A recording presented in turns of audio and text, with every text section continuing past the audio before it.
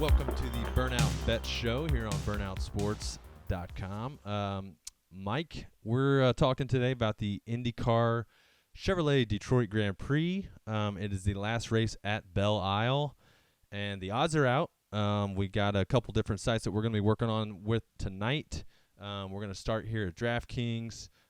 Qualifying today was, it was interesting to say the least. A lot of drivers, Dixon, Palou, Rossi, didn't get their qualifying kind of final runs in because of Grosjean's crash. And I think a few other drivers also didn't get it going or had some scenarios where they just weren't able to kind of get that last flying lap and possibly to advance to the top 6 or some of them even the top 12. So, Detroit, Belle Isle, it's a hard race to handicap, as we've talked about before. And, with the race, it's going to be a hard race to even see, make picks here. But we're going to do our best. Mike, did you get a chance to watch any qualifying or practices? Yeah, got the chance to watch practice today, Jared. Got a chance to kind of follow along on qualifying online. But yeah, like you said, Detroit is an extremely tough race to handicap. And it's evident in what we're looking at right here at the odds board. Like the odds board's a total crap show. The books don't know how to value this thing. You got the guy, Hilo Castroneves, starting in 4th place all the way down the board at 15-1. Newgarden's your favorite at plus 350, which is a much higher number than you're used to. And look, this race has historically been kind of a mess. The last 2 years, you've seen the guys that started in 15th and 16th position gone on to win this race, and Ericsson and Award. So the books are showing you right now there's a ton of big numbers out there, bigger numbers than you usually get. We looked at a top 6. Our fast 6 only included 2 championship contenders. All of the big dogs are down below. You mentioned Palou, Dixon starting 9th, McLaughlin 10th. Rossi was a guy who I bet before qualifying at 30-1. He's been fast in every practice. I was all amped up for him to make that top 6. He got stuck out. Yeah, he was one of the ones that did get stuck out. If you look on this front page, Dixon's not even on it. So we're in for a treat. When that's crazy. When we got to scroll down and get 15-1 on Dixon. He's barely off it, but he's just off the front page for us at least. Yeah, Dixon, starting 9th, 4-1 for top 3. Probably sign me up for that. I'm still working on the betting card. We'll talk through some strategy stuff here in a little bit on what we like and what we're looking for. But the top 3 odds usually correlate to the to win odds. It's just a computer algorithm, and because these odds are so strung out and books really have no clue what to do, we're getting some pretty good top 3 odds on some guys here. And like I said, the guy's already starting in 4th. Helio is 4-1. Now, I don't know how much I trust Helio. He snuck his way into that top 6. He hasn't been there. He doesn't have a great history at this track, but you got some other guys at the top here that we can look to bet on and look to put some top 3s on. Yeah, definitely. It's going to be an interesting race, and a lot of damaged cars basically in practice. A lot of damaged cars, a lot of accidents in qualifying. So, it's going to be interesting just to see. It could be an attrition race. Who gets up there. Honestly, I didn't watch enough practice to see how passing was, and if that was something that if there were some spots where cars were being able to pass. I don't know if you had a chance to check any of that out, or if noticed. Yeah, man, I think if they were able to pass. Yeah, I got to watch some of the race last year, and it all came down to tires, right? Award made a huge charge, and it all came down to Award having the right kind of tires and the right tires at the right time. So if you're on fresh reds and you're on Ward blacks, those guys are going to be able to pass. So it's a strategy race for sure. Like I said, that's why you've seen people in the back. So from a betting perspective, I'm thinking, all right, how can I take it? How can we take advantage of this? And like I said, those odds are strung out. So the decision for me is going to be one of 2 things. I'm either going to I was already looking to put some eggs in the Award basket. He's over at a different book at 6-1. So we always preach shop around, get the best line at DraftKings. He's 4.5-1. But you either want to kind of look to kind of target Newgarden and Award at the top there, Maybe just kind of pick those two. Maybe sprinkle Herta, who I think has a shot coming in from seventh. But I put my faith either in those two guys, or I'm going to spread my bets out. Maybe have a bigger card. Maybe pick like 5-6 guys in that 15-1 range. Start with Helio at 15, Ericsson at 15. We know he loves this track. I had originally planned to kind of fade him, but considering what happened in qualifying here, it is, there's anything can happen at this track. I'm still holding a Rossi ticket. I have a VK ticket from before. My ticket, unfortunately, with VK, I think is 18-1. He's at 30 now, so maybe I might look to jump in on his top three, or actually his top five at 3-1. Sounds pretty good. So, I think the betting angle for me is going to be either choose the guys at the top, or sprinkle a bunch at the bottom, or the other option here is, because we're getting such good numbers, plus money on the top threes and the top fives. Make a bunch of those. You can win 3 of those in the top threes. You pick 6, you hit all 3 in the top 3, you're going to make a big profit for the week for sure. Especially when you're talking about guys that are 4-1, 3-1, 2-1. Typically, your top 3 market, your top 3 guys might even be minus money. So to get everybody at plus money, this just shows that books don't know what the heck's going to happen. Yeah, a lot of plus money on the board, which what we talked about is like not normal, at least for early IndyCar odds, and on a track that, well, I mean, we've definitely seen them race here before, but this being the last time, it should be interesting. Speaking of different books, we're gonna start here with DraftKings, and I mean, we've talked a little bit about it, but do you have a play here, Mike, on this front DraftKings board? Whether it be, let's start with winners. Is there anybody that you like, to throw some money down on the win here on this DraftKings board? Yeah, well, it's going to be a Ward probably for me, and Newgarden. I'm probably going to decide to just put my money on those two guys. Award, I'm going to shop around and find a better number, which we'll switch to and talk about in a second here. I'm really tempted to jump on Helio. It doesn't really make sense. The guy starting in 4th is 15-1, and his teammate is 8-1 at half the odds. If I just took if I just erased the name and looked at that 15-1 starting in 4th place, that's probably what I'd be betting. So I might put a little bit on that, as well as Ericsson as well. Maybe Ericsson can break the Lion Dyke curse, if you want to call it that, and win back to back here. Yeah, he is. I mean, just from his interview, he feels super confident. This car is the same car that won the Indy 500 last weekend. Of course, they've changed it over to a road course setup, but the car is strong. Ericsson is strong. That team is strong. And I think we would have seen at least Dixon in that, in that second, or that top 12, that top 6, if they didn't have that that red flag situation where they didn't get to finish their lap. But yeah, Sato's up there. At 9-1, he's fast. He was putting on some laps today in qualifying. I mean, we can go down the board a little bit here. Powers there at 25-1. Malukas has had a really good. I'm not exactly. Do you know where he's starting, Mike? I believe Malukas is starting 5th. Yeah, so he's been. Excuse me, yeah, 6th. He's right behind Award, starting 6th. Yeah, so he was in that top 6, that fast 6, and he's going off at 30-1. Even that top 5 is plus 300. So he's got the coin cars are good here, at least currently. Kirkwood led practice early. He did damage his hand. He said in an interview that it was significant, but he seems to be able to go ahead and go. He's got a fast car, so a lot of interesting storylines, I would say, with this race. There's a lot of stuff going on.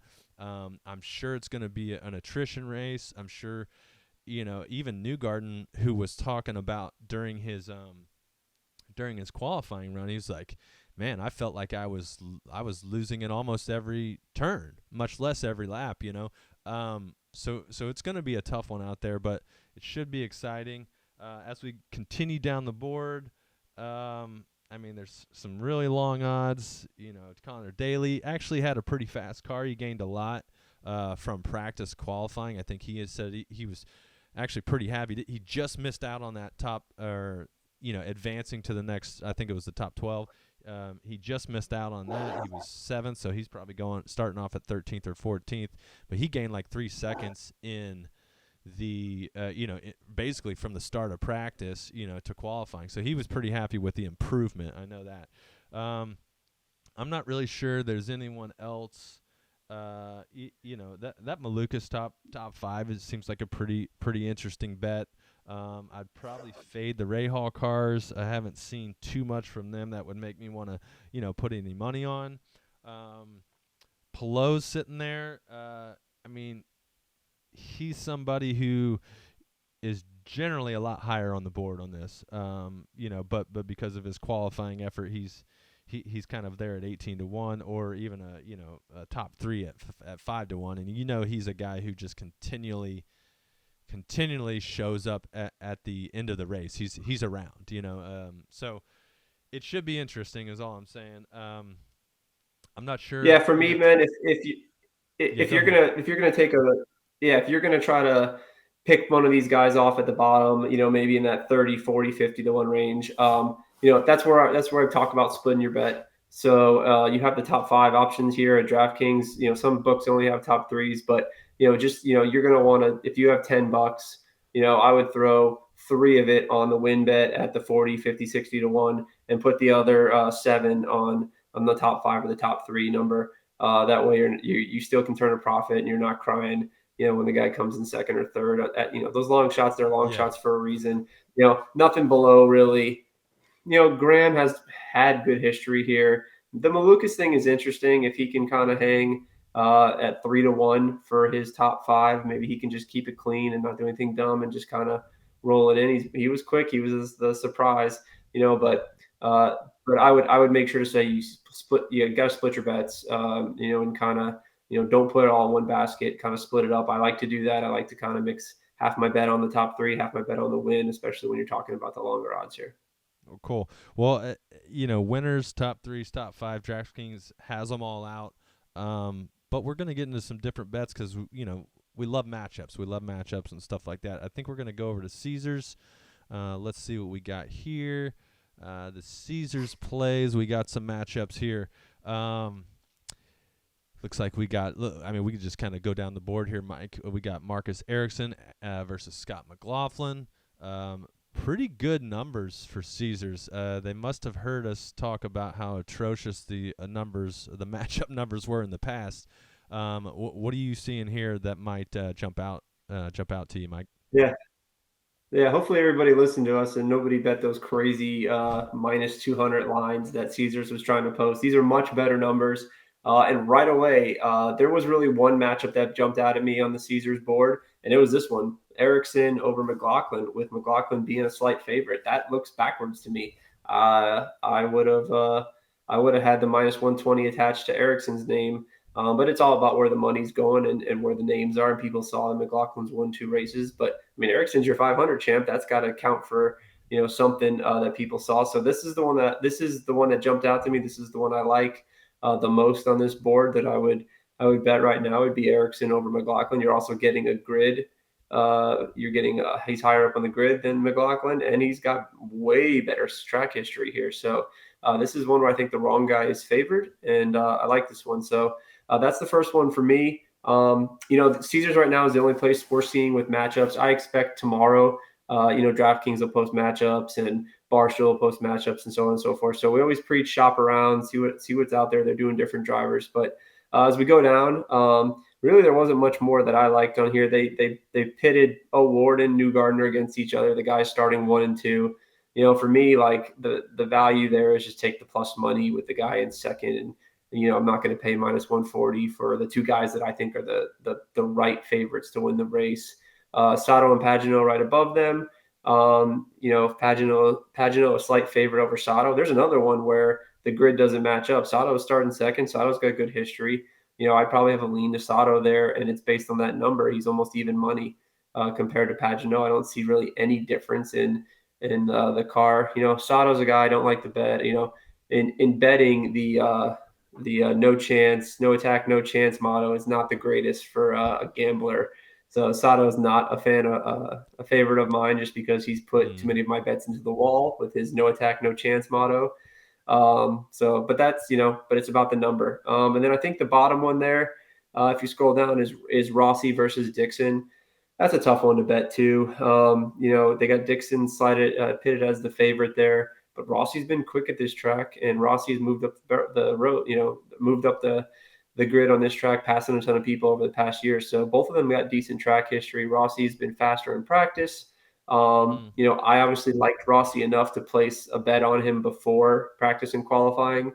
It was looking great. It's still, I'm still okay with it given the history of this race. He's mid pack. That's where the Mm-hmm. winners have come from. And then Yeah, he's finally, starting what, two finally, spots? He's starting 2 spots behind Dixon. Dixon's in ninth and Rossi's in 11th. So, yep.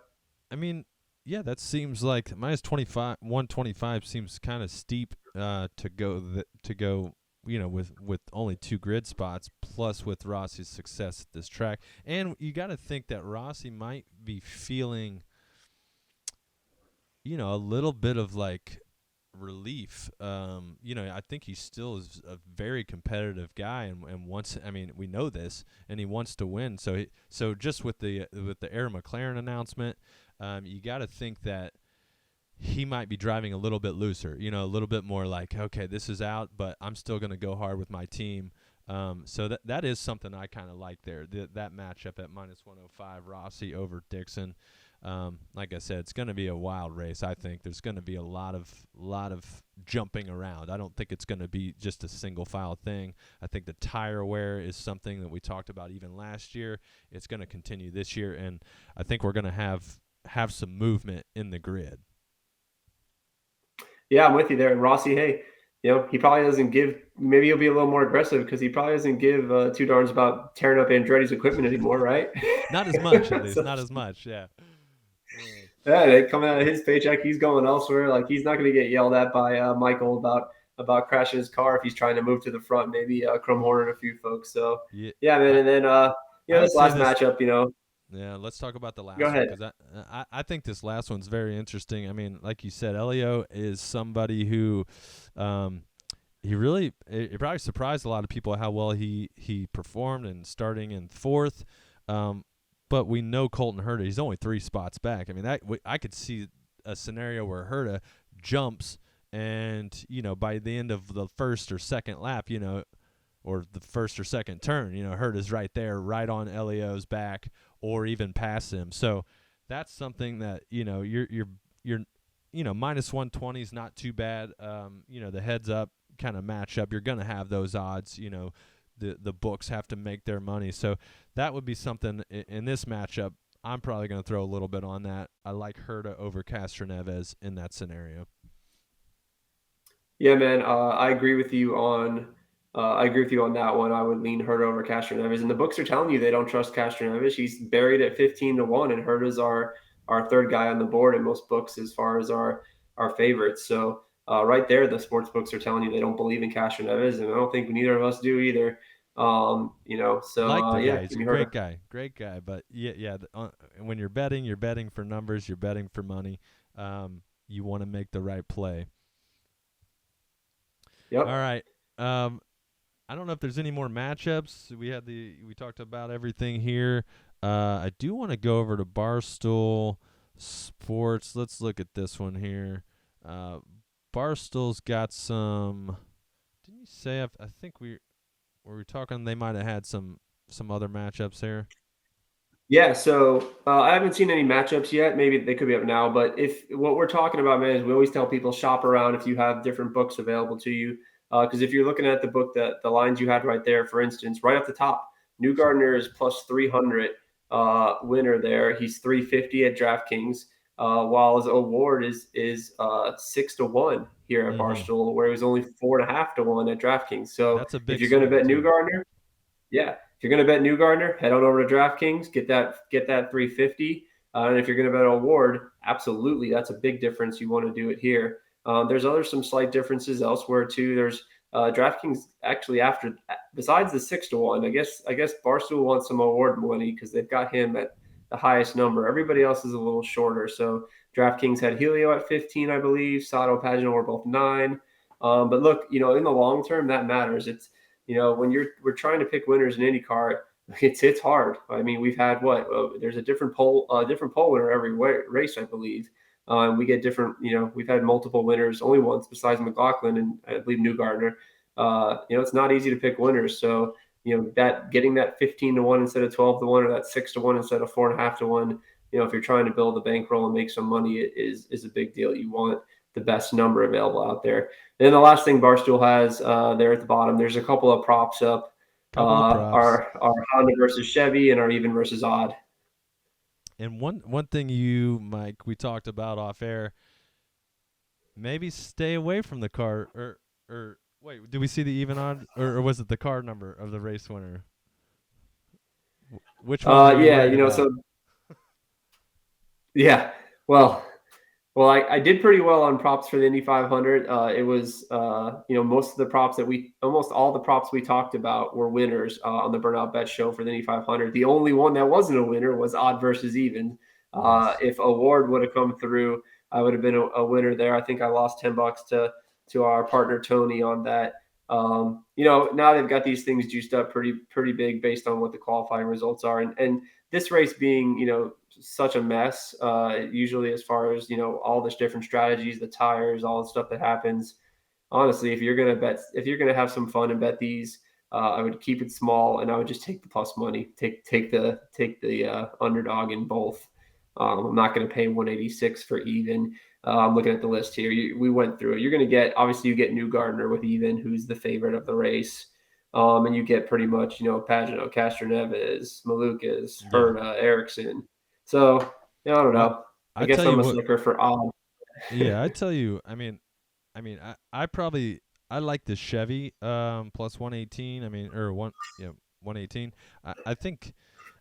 I could see a scenario where Newgarden just wants to win, and they all do, but he's starting up front.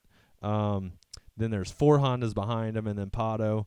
I feel like that's like you said, make a small bet. Don't risk anything you're not willing to lose. But a plus money on the pole sitter, and the rest of the Chevys in the field. So I feel like that's a solid bet. Minus 155 is just way too much, and then of course down here minus 186 on the car number is way too much. I don't know. The only thing I would say is, kind of like a little strategy kind of thought process thing. Like, Chevy sitting there at plus 118. Well, we're looking at the board. You just said it. It's Award and Newgarden are the Chevys that are up front. And they're surrounded by Hondas everywhere. Well, Award and then I would just go bet Award and Newgarden and take the money you were going to put on Chevy and just put it on Award and Newgarden, thinking that they're more likely to be the Chevys that win the race, and you're going to get it at 4-1 and 6-1 versus even money.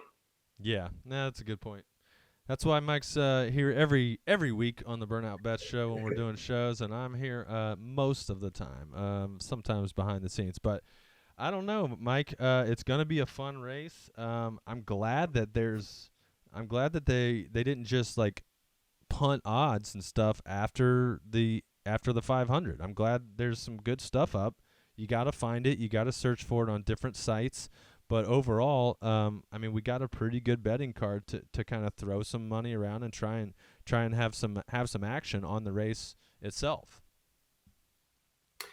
Yeah, I hope everybody got something from what we were talking about, and it's great. On the books will put up numbers. They'll take our money. They'll find ways to take our money, and look, they'll move the lines. These lines are different because I imagine that Barstool's taking a bunch of Newgarden money. They're not taking any award money, and then they'll move the lines as money comes in, and as IndyCar betting hopefully grows and grows. You'll see even more differentiation in the market and lines moving a little bit quicker, and you got to get the things faster. So. I'll have